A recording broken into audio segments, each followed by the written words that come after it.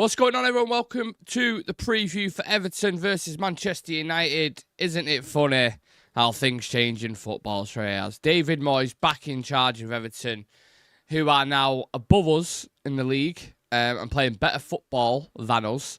Not to mention, obviously, this will be the last game United play at Goodison Park. It's always going to be the last game at Goodison Park, whichever team they face now, pretty much for the rest of the season. Something tells me, though, Shreyas, we won't beat them 4-0 like we did in a reverse fixture. Yeah, once again, that was a freak result, which just for some reason went in our favor. And yeah, the Everton team that we are facing now, especially whenever you face them at Goodison Park, they've really been shining through in the past few fixtures, and they've come up against good oppositions and actually been able to cause a lot of trouble. And even in the game against Liverpool, they actually look quite good. Off the ball, whenever even Liverpool were trying to aggress, they didn't look as worried as they usually did whenever they came up against the likes of Liverpool. So, considering the type of setup they've got, considering the type of players they've got, I think they've got the upper hand against us in this game. Yeah, I'd agree with that. I mean, they say you're only as good as your last game. The Tottenham game, like every other game this season, has been difficult and it's been a tough watch. But did you see any positives at all out of that? Not at all. Nothing you can pinpoint. Not even like crumbs on the plate.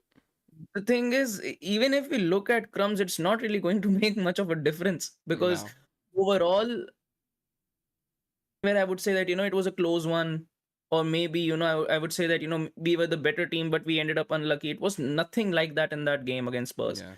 And e- uh, even though the scoreline was 1-0, it could have easily been 3 or 4-0 with the way we were actually playing. Spurs just didn't really take their moments and they didn't aggress as much as they probably could have, considering the midfield we had and considering how shaky our defensive line was in that game as well.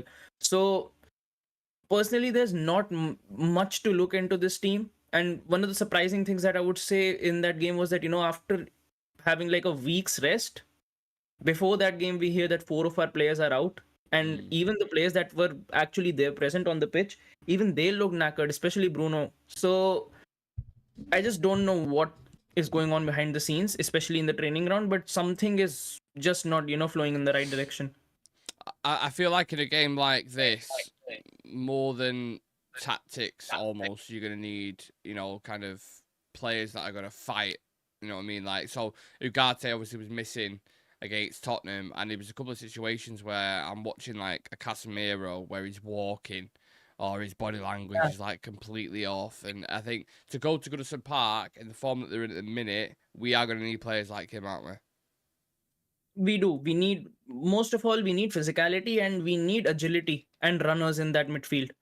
If you go into this game, without those sort of profiles, with the sort of midfield that Everton have got at the moment, they've got the likes of McNeil actually shifting back into the 10 and sometimes drifting out. You've also got the likes of James Garner actually causing a lot of trouble in that midfield as well. They've got some really good profiles. Doucouré is a very physical figure whenever you come up against him. So if you put in weaker profiles, if you put in players who aren't really able to match up to the physicality, we are going to struggle, and that midfield will easily get ran past. And even in the last game that we had against Everton, McNeil was a big trouble for us because in those half spaces he was able to move past quite freely without actually having that many players to actually have a track on. So if we go in with the same setup that we did against Spurs, it will be even a tougher game, I would say, because right now I think with the kind of players they've got and the form they are in, Everton are a much stronger opposition than Spurs. The thing is with Everton, I don't know who's going to be available. So they've got. I think Ndai's out because he picked up an injury against Liverpool. I don't know if McNeil's back or not because he's been out for a bit. So I don't know if he's going to feature. Doucouré picked up a red card against Liverpool, so I'm not sure how long that ban is as well.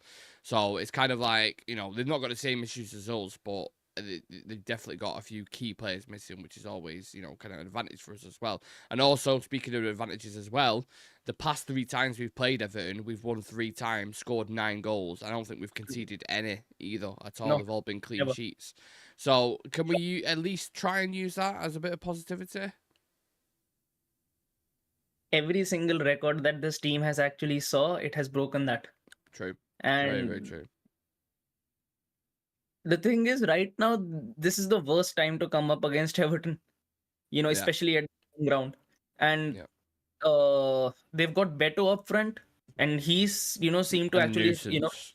yeah. Yeah.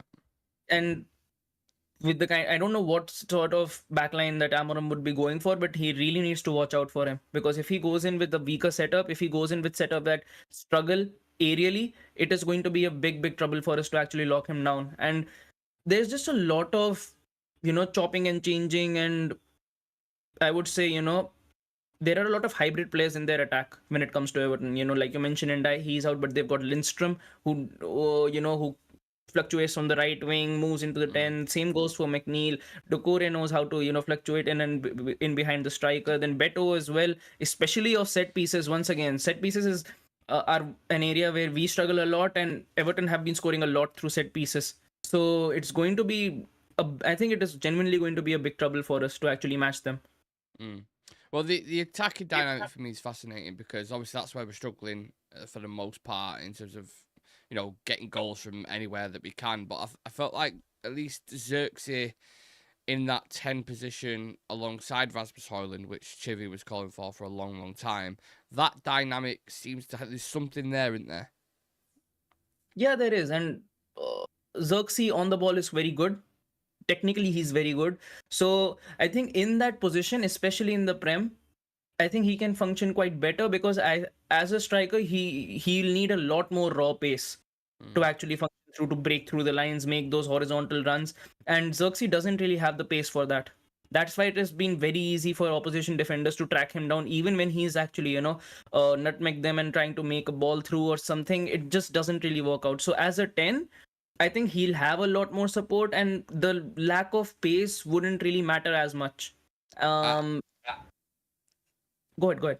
No, I was just saying, I feel like he's going to be key in this game. I really do. The way Everton set up, how organised they are, you need a player who's going to shift players about and create space for others. He's going to be really, really important in this. And it could be his game to really make his mark as, like, I've not become a United player, but slowly getting there in comparison to the start that he had, because it was horrendous, wasn't it? Yeah, it has been, and it has been a very troublesome start, and as well as, I think, his first game against Liverpool, I think it was when he actually started, it just killed him, because he lost all his confidence after that game with the kind of performance he had. It took him a good amount of time to get that confidence back, once again start flowing, into this team. And with the manager changing, then the entire dynamic of the team changing, it hasn't really been, that easy on him, considering he's just come in from the Serie A into the Premier League, which has already been a big enough adaptation period for him. So I think as a 10, might actually have a future in this team, because we've already struggling a lot with injuries. Ahmad is out, Mason Mount is out. So you need someone to come into that, into that position and actually step up. And right now, I think Xerxes has a very good shot of actually getting minutes in that position. And if he can actually, give us any sort of output, might actually save his career at United. The only struggle we just have is getting shots on target, because when it comes to shot conversion, if you take Garnacho out of the picture, all of our attackers struggle. Well, you mentioned Garnacho. I can't talk about Everton until we discuss that overhead kick that he scored, which obviously won a Puskas award for. Is that the greatest goal you've seen in your United life, would you say? Greatest goal, it's definitely up there, for sure. Anything else spring to mind for you that you can think Cavani's chip from the halfway line against Fulham. And he only just returned then, didn't he? I think was that right? Yeah. Yeah, I think it was the final game of the season that we had before that Europa League final. Then that goal that Cavani had is there. Bruno's goal against Everton as well. The one like Eric Cantona's where he chipped it across. So there have been a few good goals. Rashford has got a few against City. Last year's banger. The surprising thing is, if someone looks at a goal catalog from last season, they wouldn't really able to pinpoint how bad we've actually been. I know. It's all true. But yes, Garnacho's goal is definitely up there, and hopefully he can pull something like that out of his locker again. Yeah, There's, I mean, yeah, we're probably going to need it, to be fair, in order to Yeah. get a win, because, I mean, he's not finishing the easy chances at the minute, let alone overhead kicks. That chance he got against Tottenham in the last game that he missed was fucking criminal. Absolutely criminal. So maybe we do need something like that, something special. It always seems to happen against Everton. You just touched on Bruno's goal there. For me, there's probably three in terms of United specifically that I think of that stick in my head. The Wayne Rooney volley against Newcastle was unbelievable. Obviously, his whole overhead kick as well against Man City. And then there's Ronaldo's goal against Porto as well. Porto. From 40 yards out, where he just smashes it. So yeah, the long days have gone of the Rooneys and the Ronaldos, but at least we still had a sprinkle of moments like Garnacho's overhead kick, because that was right up there in that conversation for me personally. Right, before we talk about Everton, let's go to the comments section. Good afternoon to James and Elite Baller and anyone else who's in the chat. Every game is going to be terrible from now on until May, Shreyas. That's from James. I can see 3 losses in a row when we play Forest, City and Newcastle. Manager will be massively scrutinised. If so, the media will scrutinise anyway. It's like people haven't looked for themselves at Ruben's introduction to Sporting, their first season, and what he told us when he arrived in Manchester. I remember hearing Mount was due back in January, yet here we are mid-Feb and we have no idea. I thought it was March. I've always been under the illusion. They said March he'll be back. So, and even when he's back, at this point. it don't matter. It don't matter. If you see dates in regards to Shaw and Mount and these players, just ignore it, because they're never ever going to be fit and available until proven otherwise, unfortunately. So, yeah, look, it's a different scenario for Everton at the moment. What a revival they've had under David Moyes. It's been pretty impressive, to be fair. Back playing with confidence, competing with the likes of Liverpool. They've beat Spurs, they beat Brighton, and Crystal Palace recently as well. All teams we've struggled against notoriously. Spurs have beat us 3 times this season. Brighton have beat us multiple times this season, and Palace have had our number as well. So yeah, they've got to beat those teams. I think, like I touched on before, Ndiaye's still out with injury, which is obviously good for us. But they have players who are going to ruffle some feathers. They have set pieces which could be interesting with the big lads that they've got as well. And since David Moyes has returned, Shreyas, they've got 4 wins, 1 draw against Liverpool and 2 losses, scoring 12 goals, but conceding 9. What worries you the most about this Everton team? Them scoring 12 goals is something I worry about, because that attack looks a lot more fluid now when you look at Everton. Confidence, isn't it? Yeah, and it doesn't really bother them as much, what sort of oppositions they're coming up against. They actually play really good football, especially in the final third, and they don't create a lot of chances, but they're very clinical with their chances. And that is something that United needs to watch out for, because if we are caught napping on set pieces or corners, Tarkowski is there, Branthwaite is there, you've got the likes of McNeil in there who can whip in a good cross. So we really need to be alert. And if you are caught napping at Goodison Park, I'm sure if they take the early lead, within 30 minutes, there's no way we're coming back in that game. I hate even mentioning the other goal, because we said it with Tottenham, and obviously Maddison scored, but then was it the first 10 minutes? Yeah. And then you're like, oh yeah, this is kind of game over straight away. And especially you look at how organised Everton are and how much of a shift they put in the game, like the graph that they do. It does make you jealous a bit, doesn't it? When you watch our team and they're almost a polar opposite, they're kind of confused, they're not organised. Some of them aren't doing the running side of things that they should do. How are we in this position where we're actually jealous of Everton? And I don't mean to sound like snobby saying that, but you get what I'm saying, innit? Yeah, and it's not just about Everton. You can look at any team in the Prem at this point, and you look at their midfield setup and you look at our midfield setup, and you just go, we've spent around 10 times the amount that these guys have spent, and their players seem to press a lot more. Their players seem to be a lot more fitter. Their players seem to be more agile, and their passing seems to be a lot more on point, even though they've spent 200 or 300 million less than us in their midfields.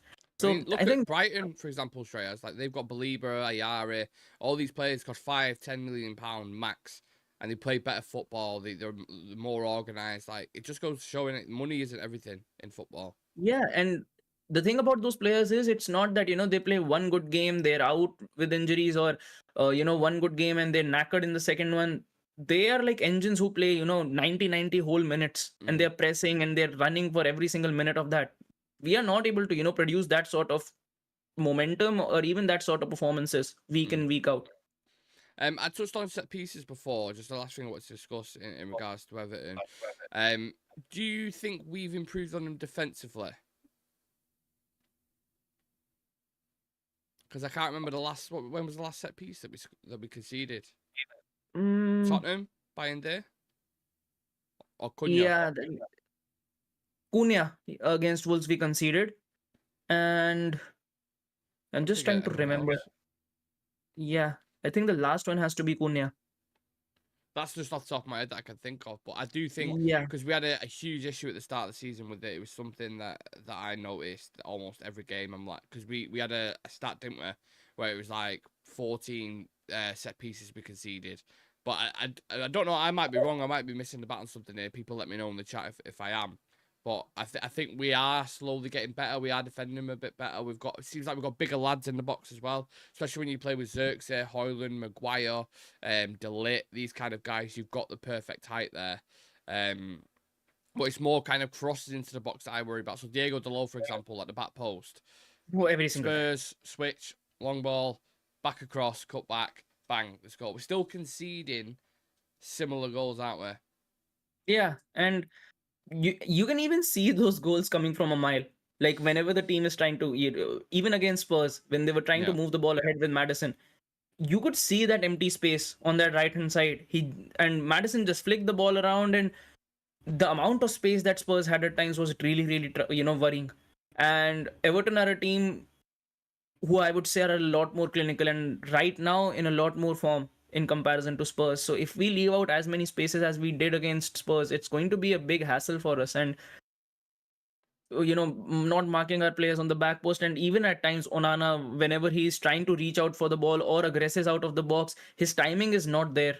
So it can actually be, lead to a multitude of errors, which has happened a lot of times this season. So I just hope it doesn't happen, but if it happens, I wouldn't really be surprised. Yeah, hard 12 kickoff in it, Goodison Park. It's just got that kind of feeling going into this one. Yeah. Who are the ones to watch for you then in this game? Shreyas, give me one from United and one from Everton. From United, Bruno. From Everton, he had a poor game the last game, though, did he, Bruno? Needs to step up in this one. And I don't like it. I really don't like him in the deeper role, Bruno.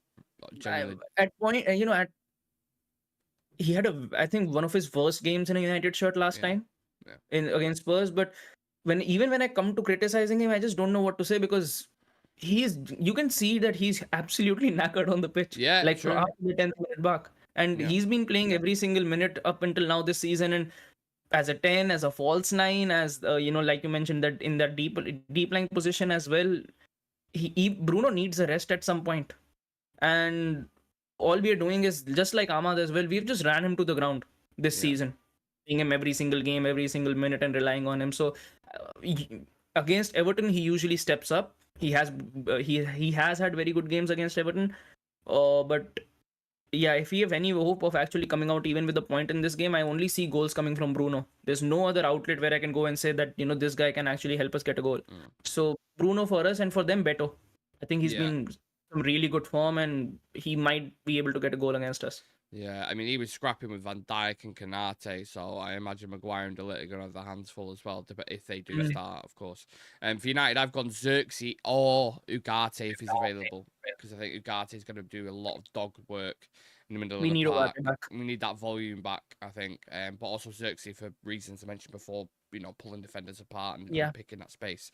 So they're the two players I've gone for. Let us know in the chat if you watch this live or later on who your ones to watch are, one from both teams. We're going to do 5 quick fire questions. Shreyas, you ready?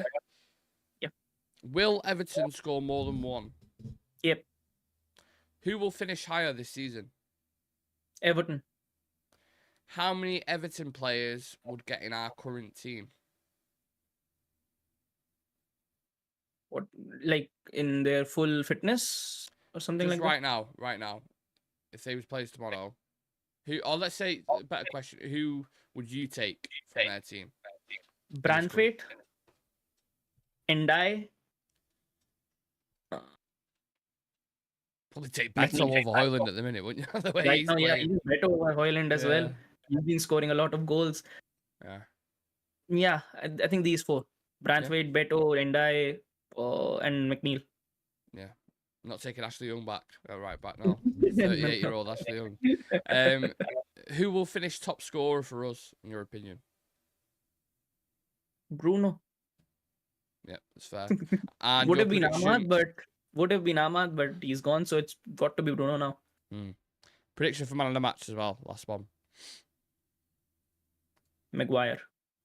Yeah, I think you're spot on with that. I was going to say the exact same thing.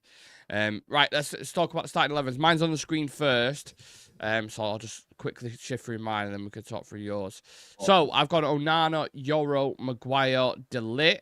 For some reason, De Ligt's name is absolutely tiny. My apologies. Dalot, Casemiro, Bruno, Dorgu, Xerxes, Højlund, and Garnacho I've gone for. And the reason why I've gone with that, Yoro back from illness, I think because of the height of Everton's team, and I think they might play that Jack Harrison on that side as well, the pace, I think Yoro might come in. And you still need the height as well. I think all of them are like 6'2" and above, Yoro, Maguire, and De Ligt. So that's why I've gone with them, and we've gone for pretty much the same front four and front three because it's literally the only options we've got unless Ugarte is available. So just talk me through your change as well. Yeah, I think mostly I've gone with the same lineup as well. The only change that I've had is, instead of Yoro, I've gone with Maz because I just think if we are going to be trying to play out from the back, you need Mazraoui in that back line because whenever he's not there and we try to play out from the back, we end up conceding a goal and making an error. And I think Mazraoui on the ball is technically, very good, and I prefer him more in that, centre back department rather than as a wing back. I think he plays a lot better and he's a lot more effective as a centre back in this system. So the only one I've gone with is Mazraoui, but besides that, I think this is the best that you can go for.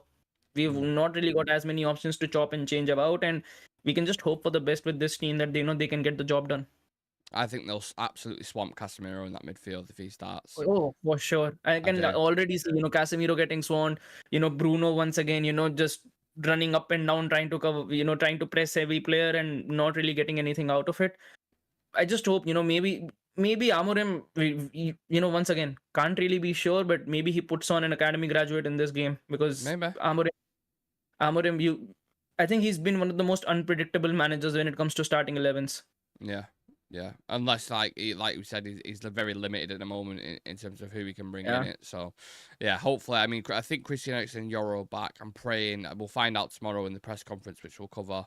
If Ugarte is back and maybe a surprise one, but again, Shaw was another one, wasn't it? That was like back and then reset and then back and then reset, and it's just like you literally can't trust any of these players. He's had like 20 minutes this season. Something like that. Yeah, I mean, obviously, it was under Ten Hag, right? So very early on. I think under Amorim as well, he got a few minutes. Really? Yeah, as a sub, as a centre back. Yeah, I don't know. Cannot remember that at all. But yeah, right. Let's get into score predictions then. What are you saying? 2-1 Everton. Oh, I'm gonna go with a draw. I think. I knew it. Yeah, I do go for quite a lot of draws, don't I? To be fair. I obviously will not be surprised. I don't see a win. All. I genuinely don't see a win away. No, I don't. But you know what the sad thing is right now? The way we're playing, I'm not even joking. I would take a draw at Goodison Park. Yeah, and I would. I know that sounds like pathetic and embarrassing, but honestly, the reality of the situation that we're in at the moment, I would take a draw because I'm looking behind us and I'm thinking if we continue this bad form now, genuinely, if we keep losing games, you're thinking the same thing. Everyone else is thinking the same thing. Yeah, I know. You've got to be careful, man. You've got to be careful. Yeah, because we're not really, we don't really have a good cushion anymore that, we can take losses right, left, and center. I think right now we are 15th in the table. West Ham are only 2 points behind us. If West Ham win, we, go down to 16th.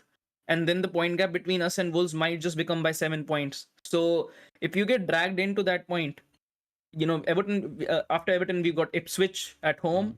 Then we've got Arsenal at home, Leicester away, Forest away, City at home, Newcastle, Wolves, Bournemouth, Brentford, West Ham again, Chelsea and Villa to end. And barring Leicester, I don't see any game where we can actually get a win. So if you don't accumulate your points now, and you're banking on getting wins against City, Newcastle, and Bournemouth for that matter, it's not going to be a walk in the park. And then maybe I still don't know where United might actually end up finishing. Maybe we end up 16th or 17th. I don't get why there's so much like stush around it. Like, nah, United can't get dragged into a relegation battle. We fucking can.